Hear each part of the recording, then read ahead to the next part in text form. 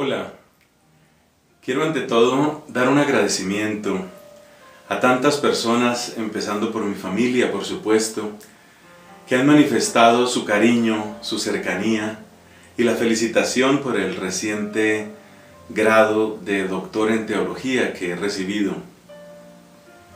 En verdad es un gusto poder ofrecerle a la iglesia y poderle ofrecer a mi familia, a mis papás, este momento, esto que se está viviendo. Y quiero compartir algunas reflexiones que han venido a mi mente con ocasión de este grado. En primer lugar, porque mi vida iba a ser otra, se supone. Yo estaba estudiando física en la Universidad Nacional de Colombia y vino allá a revivir un llamado que había existido antes. Un llamado a entregarse al Señor, un llamado a predicar su palabra, un llamado a entregarse también de un modo diferente al servicio de la humanidad.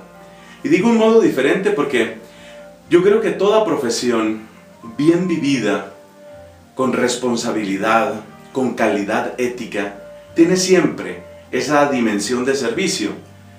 Pero yo me sentía llamado a otro tipo de servicio, por ponerlo de esa manera. No el servicio del científico, sino el servicio más bien del predicador y del sacerdote. Dado que en la universidad, gracias a Dios, los resultados académicos eran muy buenos, puede haber la idea de que fue como una especie de heroísmo haber dejado ese camino. Pero el Señor, a lo largo de estos años, ya son prácticamente 26 años de haber tomado esa decisión y 18 años de sacerdocio, el Señor me ha mostrado varias veces cómo en realidad sí que escogí la mejor parte. Voy a tratar de explicar por qué con un par de ejemplos. Hace poco estaba leyendo la biografía de uno de los más grandes físicos teóricos que ha conocido el siglo XX.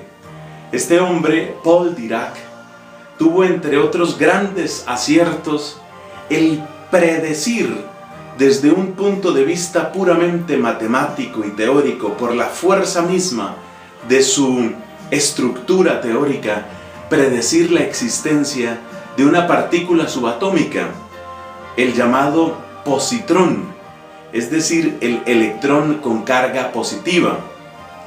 Así que Paul Dirac fue una de las mentes más brillantes. Igualmente, cómo no recordar aquí a Albert Einstein, otra mente brillantísima.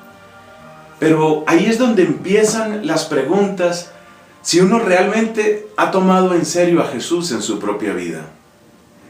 No es que la ciencia aparte de Dios, muy al contrario, yo soy del parecer, como muchas otras personas, que la ciencia nos ayuda a escudriñar la grandeza del designio divino. Y no estoy hablando aquí de la teoría del diseño inteligente, ese es otro tema y eso toca conversarlo en otro contexto. Pero ciertamente creo que los cielos cantan la gloria de Dios. Y en ese sentido, no es que la ciencia aleje de Dios, y no ese es el problema. Pero el científico, que es el que practica la ciencia, sí que puede alejarse de Dios. Fácilmente se llega a esos extremos como el de Stephen Hawking, quien recientemente decía: no necesitamos un creador, porque las leyes mismas de la física explican cómo puede salir algo a partir de la nada.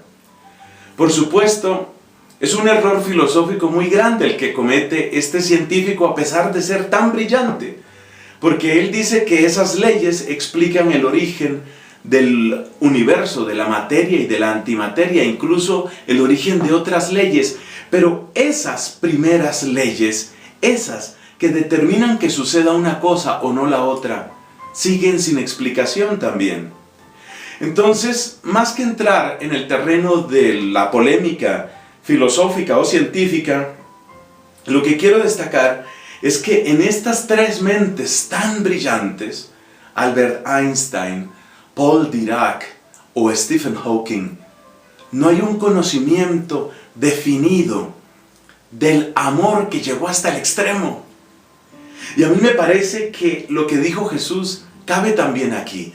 ¿De qué sirve ganar el mundo entero si uno pierde lo central, si uno pierde su vida, si uno pierde su alma? No estoy diciendo necesariamente que se hayan condenado estas personas, ni me corresponde a mí decirlo, pero sí quiero decir, oye, si te has perdido el regalo, el aprecio de la misericordia de Dios, te has perdido demasiado.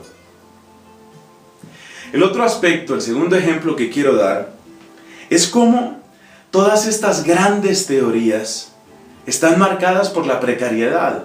Es decir, todos estos grandes pensadores, aunque hayan avanzado muchísimo, precisamente por el brillo de su intelecto, saben que lo que han hecho es apenas dar un paso que tendrá que ser superado.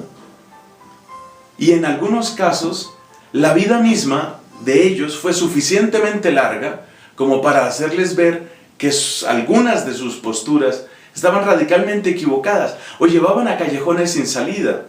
Es cierto que Albert Einstein fue tan brillante, pero luego, no digamos mentiras, los últimos 30, tal vez casi 25, 30 años de su vida estuvieron en ese esfuerzo particular de la búsqueda del campo unificado, y el hombre se convirtió en una anécdota, se convirtió en una leyenda que caminaba con cierto deleite para quienes pudieron verlo. Caminaba por los campos de Princeton, pero él mismo, limitado, constreñido por su propio pensamiento, pues tuvo que presenciar que su física quedaba atrás y llegaban otros.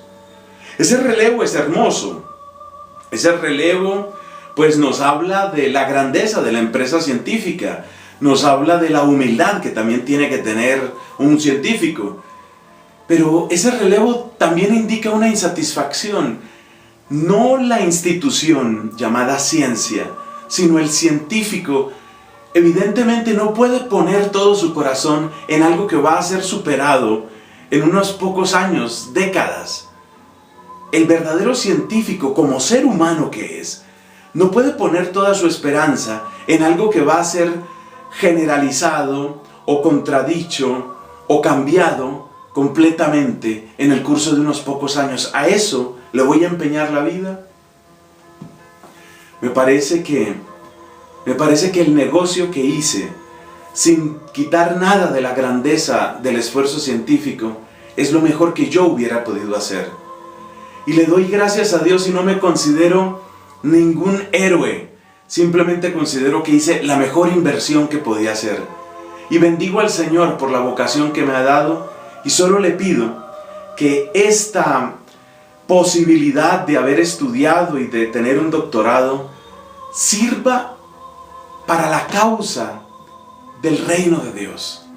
Que de algún modo, en un diálogo fecundo, abierto, honesto, con otros pensadores y con otras fuerzas vivas de la sociedad, se puedan encontrar más y más las riquezas del mensaje de aquel que nos ha amado.